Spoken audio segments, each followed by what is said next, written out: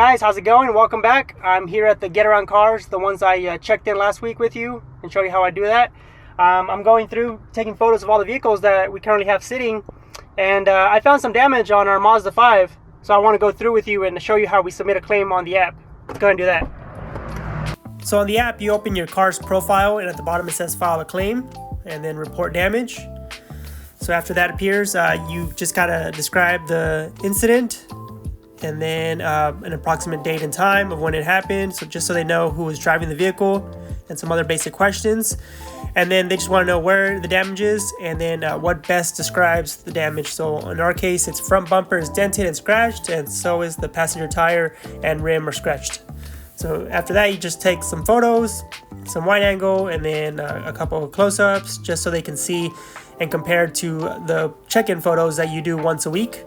And then you just put your contact information, sign, and submit. So that's all you have to do as far as submitting a claim on the app. They send you an email with a claim number, and you'll hear from them in about 2 days, usually sooner. So yeah, so let's fast forward to see what they say about this damage claim. All right, so it's been a couple of days since we filed that GetAround claim, and we finally heard back from them. At first, they requested for us to go check on the tire depth because they wanted to know how much to pay us out for it, depending on how much life the tire still had left. And after that, they finally gave us a claim payout.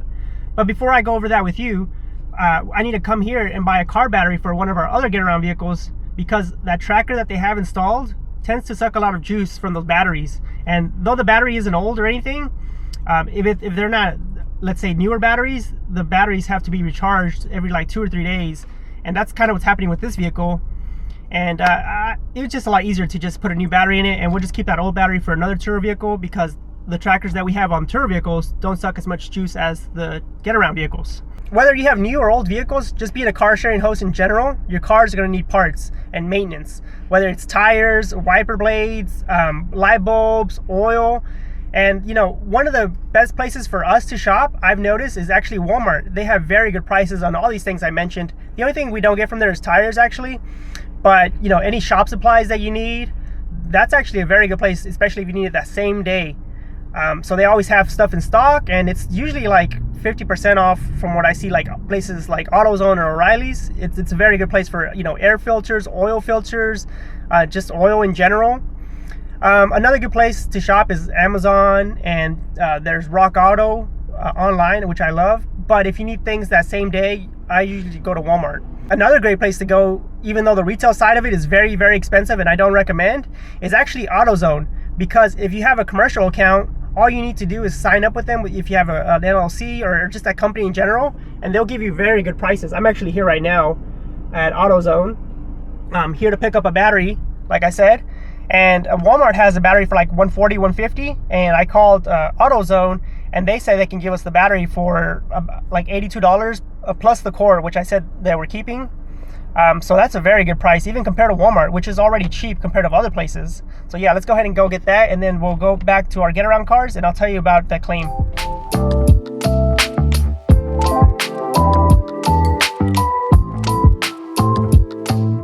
What's up, bro? Hey, how's it going, man? How many cars you got now? 300? Yeah, right. No, the same. Same? Yeah. How's business not chilling or what? Yeah, it's just hot, man. So we got an AC Delco 18-month free replacement battery, which is a really good brand. And with tax and core, came out to $115.57, which is way cheaper than anywhere else I could find. All right, guys, we got the quote back from Snapsheet for the Mazda 5. Here, I'm gonna try to go over it a little bit with you. We got $150 for the alloy wheel, $60 for an alignment, $125 to replace the tire, and then we have some miscellaneous for mount and balance the tire. And lastly, we have $710 to fix and paint the bumper. So the grand total was $1,061 with 11 cents, which is honestly a lot more than I thought. I was expecting them to not approve the rim because they might have just considered it a curb rash, and I didn't expect them to approve the tire either. So I was just hoping that they would approve the bumper and maybe, you know, get a couple $100 from that. So yeah, so that's more than I expected, which is good. We probably won't, we honestly won't replace the bumper or the alloy wheel. The only thing I will replace is the tire, which I did have a chunk of it missing. Any other car, any nicer, newer cars, I would recommend, you know, getting it fixed, but these are older cash cars. So yeah, things like that are not a big deal, and the guests don't mind. So, I mean, it's really not worth replacing. The only thing is that now, since they have paid you out for, like, let's say the bumper, if the bumper gets damaged again, you won't get paid out for it just because it still has previous damage.